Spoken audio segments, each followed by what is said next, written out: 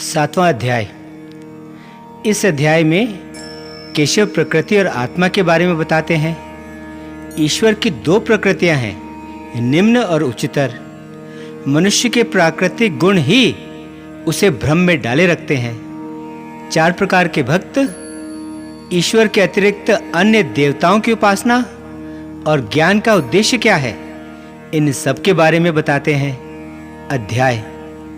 श्री भगवान कहते हैं, पार्थ, अब यह सुन कि योग का अभ्यास करता हुआ अपने चित्त को मुझ में लगाकर और मुझी को अपना आश्रय मानकर पूरी तरह बिना संदेह तू मुझे कैसे जान पाएगा। यह सारा तत्व ज्ञान मैं तुझे विज्ञान सहित अच्छी तरह बताऊंगा, जिसे जान लेने के बाद जानने को और कुछ बाकी नहीं बचेगा।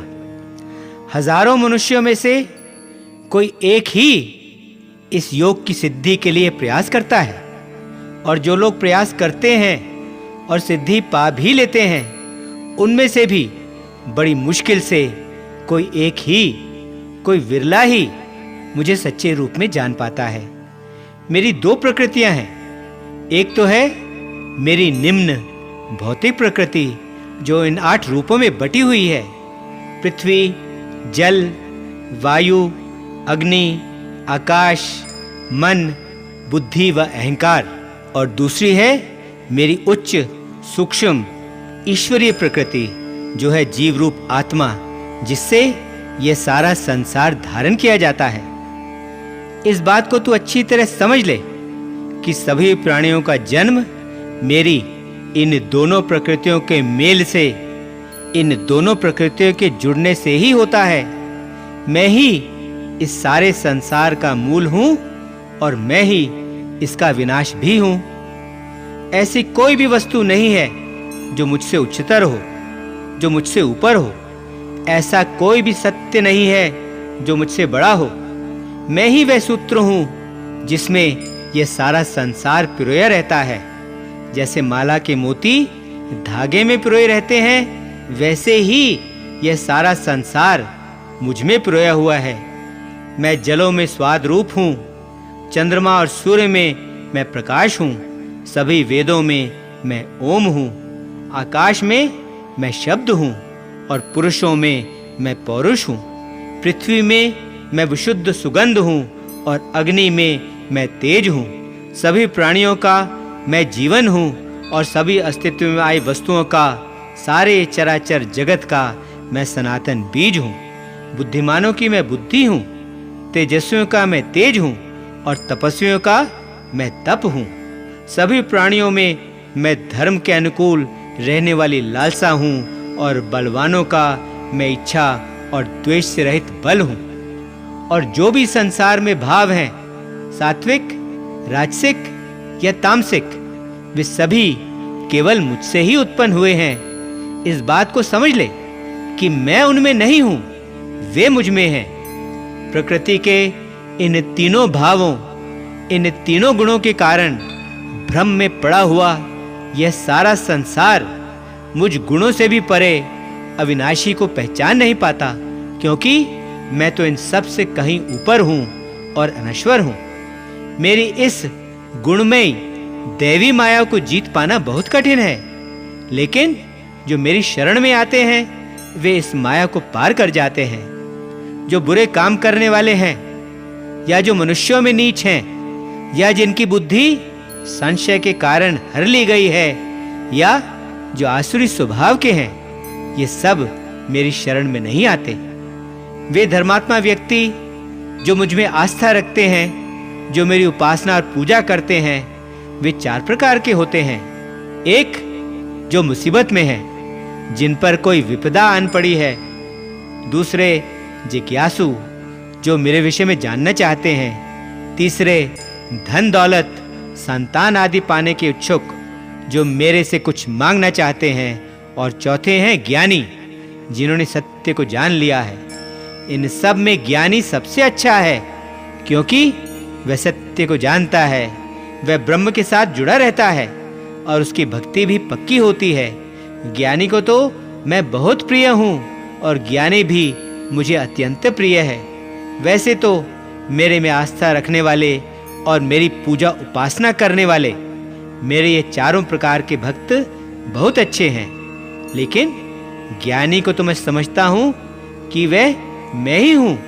उसे तो मैं अपना ही अंश मानता हूँ, क्योंकि पूरी तरह अपने आप को योग में लगाकर वह केवल मुझ में स्थित हो जाता है, मेरे साथ एक हो जाता है। वह उस अवस्था को पा लेता है जो मानव जीवन का सबसे ऊंचा लक्ष्य है। बहुत से जन्मों के बाद वह ज्ञानी जो यह समझ लेता है कि जो कुछ है वह वासुदेव ही है, जो कुछ है वह ईश्वर ही है, तब यह जानकर वह मुझे प्राप्त कर लेता है। ऐसा महात्मा बहुत ही दुर्लभ है।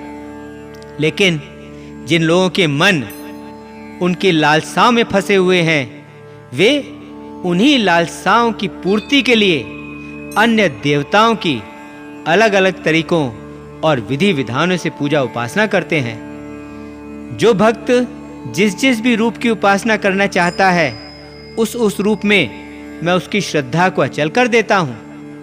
उस श्रद्धा से ओतप्रोत, उस श्रद्धा से भरा होकर वह उसी की आराधना करना चाहता है और उसी से ही वह अपने मन चाहे फल पाता है, जबकि वास्तव में वह फल तो मैं ही देता हूं।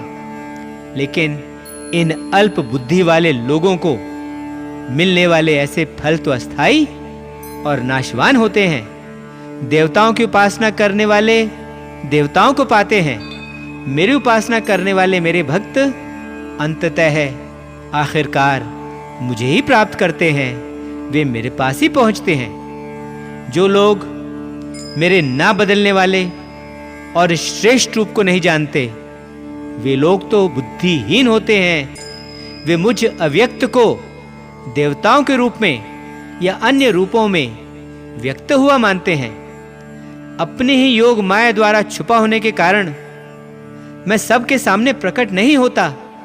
यह मूढ़ जगत मुझ अजन्मा और अविनाशी को जान नहीं पाता। मैं सब को जानता हूं और मैं सब कुछ जानता हूं।